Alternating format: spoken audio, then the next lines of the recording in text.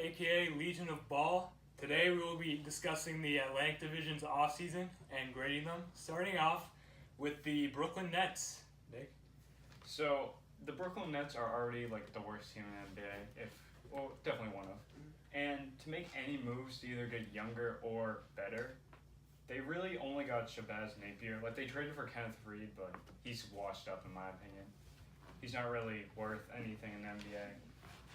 Shabazz Napier, he is 26, I want to say, roughly. And he was like Final Four MVP. So I feel like he has potential. But like for your big offseason move, there's no way he can be the guy to do that. Especially with what the Nets need. And I also forgot how they already have Spencer Dinwiddie and D'Angelo Russell at point guard. So Shabazz Napier might barely even play on their team, being arguably a top 5 player on that. I just don't see it was a really good signing and a really bad offseason. I give them a C- just because of how bad they're going to be next season.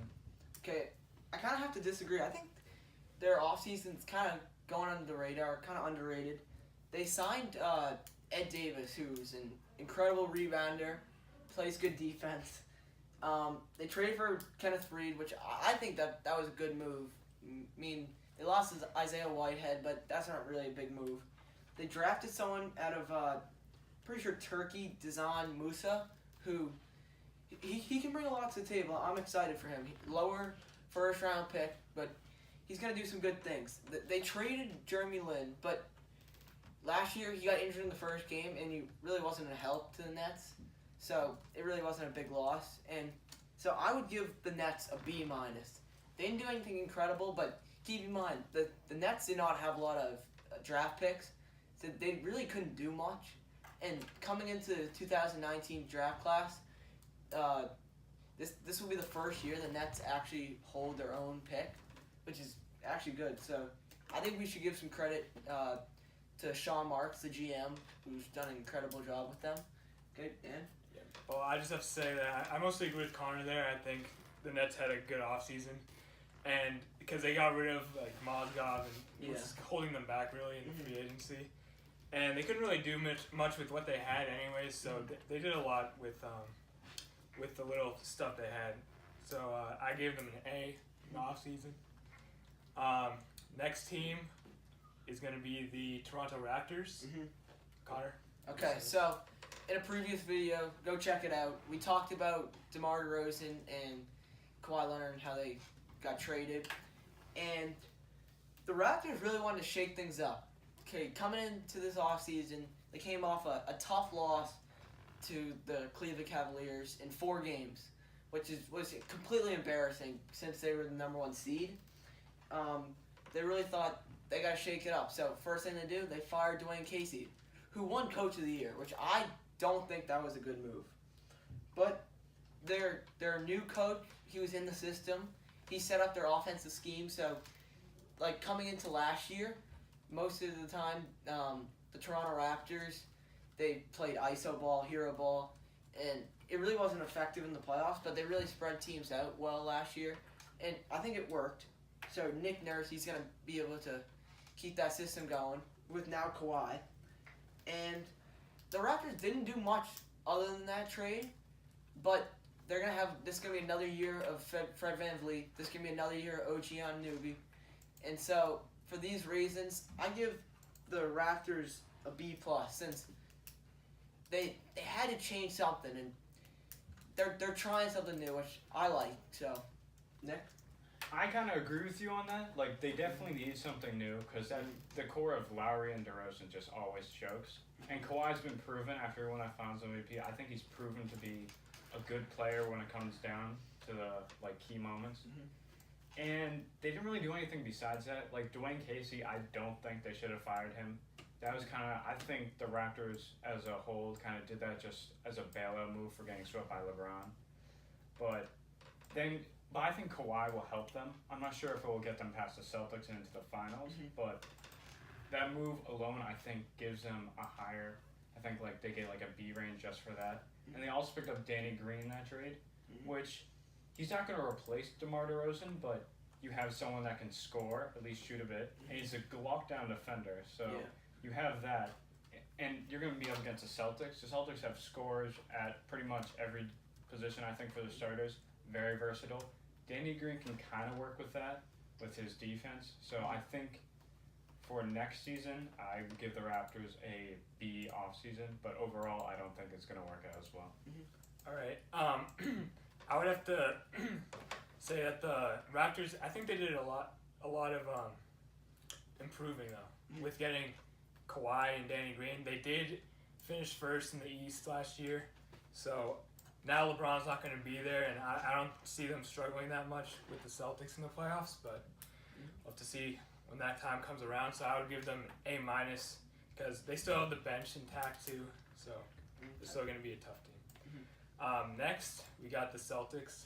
Okay, so for the Celtics, they did what they had to do this offseason. They re-signed Marcus Smart, who for them is pretty much their spark plug.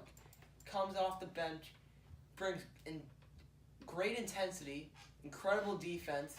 He will take some bad shots, but that's okay. When you play that much defense, that we'll let that slide. They re-signed Aaron Baines, who I thought coming into the season was a joke, but he actually brought a lot of good things to the table. He rebounds well. He can play against some of the bigger centers in the league, which They might have definitely to start can help. Yeah. They might start him for some of that. They drafted Robert Williams at the 27th pick in the draft, which he was projected to be a low lottery pick, and he slid all the way down to 27. That's a good selection, I think, by the Celtics and Danny Ainge, even though there are questions about his worth ethic. I think Brad Stevens will be able to keep him under control, and for these reasons, I give the Celtics an A. I mean, they didn't have any expiring contracts for like Gordon Hayward or Kyrie Irving, so they didn't really have to make many moves, but they did a good job this offseason. I would have to agree with you. So the Celtics, without their two best players, went to the Eastern Conference went to Game 7 in the Eastern Conference Finals, with now LeBron leaving. So if that team alone, if we take LeBron off the Cavs, they're in the finals. You had two All-Stars to that. You had Robert Williams, who I think is a perfect fit for the system. They need a big man. He's more athletic than Aaron Baines, I think, to back him up. I'm not sure how he's gonna play like Greg Monroe minutes, but I think can bring more than Greg Monroe can. Absolutely, yeah. He could take over Aaron Baines' spot on the bench.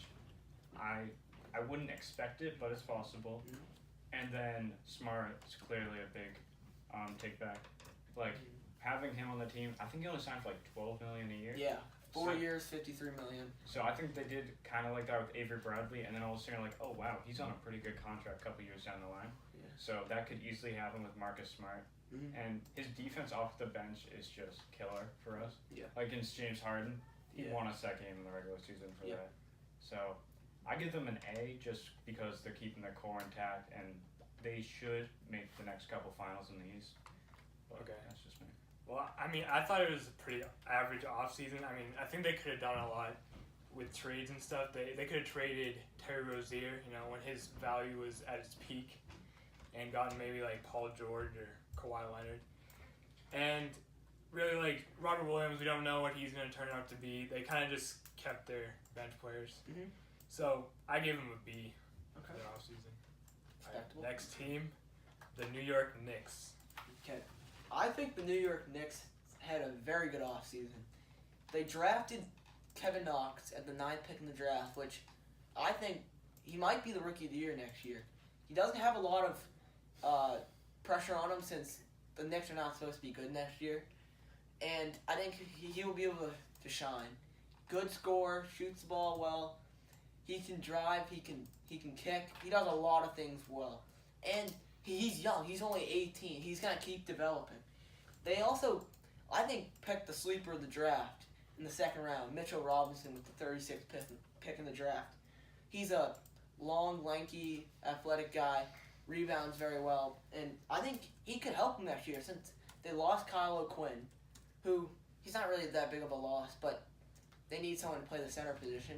They kept Enes Kanter, which Enes Kanter was a good player for them. And they signed Mario Hezonja, who is kind of a question mark, but he's still young, so he might improve.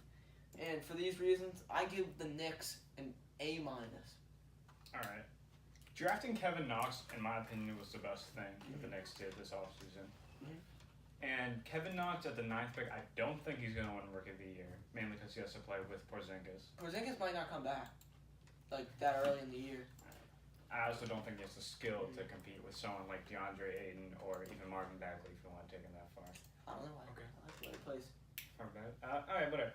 But so he was definitely good. I think he could average like at least 10 a game on their team. He might not shoot that efficiently, but he could probably get you at least 5 rebounds, maybe like 3 assists. So I think that could help you a lot. And then Mario Hezonja, he's young and he can shoot. You surround that team with shooters, that's like the modern NBA right How there. you do on the Magic? He didn't do well on the Magic, but the Magic have not done well with anyone lately. I also forgot to add, they have a new head coach, David Fizdale. I think he's definitely going to bring the best out of his players. Well, I actually agree with these guys now. I think I'm going to change my grade, but I'll talk about that after. I think, they lost Michael Beasley. I was really going to touch on that, but he did well with them. He did do well. Did well. But now, Kevin Knox, one of the better players in this draft, I would have to say. David Fizdale. I'm going to have to give him a B. Okay. Yeah. All right. Next and final team, the Philadelphia 76ers. Okay, so Sixers, they were the 3rd team in the East last year, and they were expected to go far. And they didn't. Pretty much, I personally believe because they were immature and they're young, and it was really their first time in the playoffs. But they could have re-signed Ersan Ilyasova and Marco Bellinelli, who were pretty big pieces for them in the playoffs. Like Marco Bellinelli hit a game-tying shot against the Celtics, Game 3, to send it to overtime, and they didn't re-sign him. Marco Bellinelli signed with the Spurs, his old team, and Ersan Ilyasova went to the Bucks. And I think that's gonna really hurt him next year, because Ben Simmons, he's a tall guard, but when he drives down the lane, he needs shooters out there so he can pass the ball to him. But if there's no shooters, then his assist numbers will go down, and I think that's really gonna hurt them. They did draft Furkan's Korkmaz, who he's a shooter, which will definitely help them. But I have to say, I would give the 76ers a C. Also because Brett Brown was absolutely atrocious in the playoffs. He didn't make any changes to their defensive scheme when players like Terry Rozier and Jaylen Brown were scoring at will on them. I think he should have been fired, personally. And for that reason, I gave him a C. So, did you mention how they got JJ Redick back? Oh no, I forgot that. Yeah. So again, Ben Simmons, he's helped, like the LeBron. But then He can't shoot. Yeah. You put him with shooters, they're gonna do better. JJ Redick was a must resign, and I got him back. But keep in mind too, JJ Redick in the playoffs was getting picked on defense. Yeah, but he's a shooter. He's not supposed to be a lockdown defender. He's supposed to be there and make threes. He averaged 20 points at least in the regular season. For a knockdown shooter, that's pretty good. They did trade Mikal Bridges, which I think was a perfect fit for them. Like Isaiah Smith. I'd rather have It's a work in Mikal progress. Bridges. I'd rather have Mikal Bridges for them. He's 3-and-D. You surround him with You surround Ben Simmons with shooters. JJ Redick, Mikal Bridges. Joel Embiid cannot kind of shoot. I guess you have Darius Saric who can stretch the floor. That's like a perfect lineup for Ben Simmons, but they got rid of him. Okay. They did not get LeBron, which I thought was a good move on their behalf. Good. If they got LeBron, don't get me wrong, if they got LeBron, I think they'd win the East. But that, and then after LeBron retires, so that kind of. Yeah, it would definitely hurt Ben Simmons' player progression. Yeah. Like, look, the Heat, like after LeBron left, were they 40-win team, right? They were 3rd in the East. They barely missed the playoffs, I think. No, they made it the first year after. Well, Chris Bosh and D Wade. But then after that, you just start collapse. Like Ben Simmons, he's not going to become as good as he would with LeBron.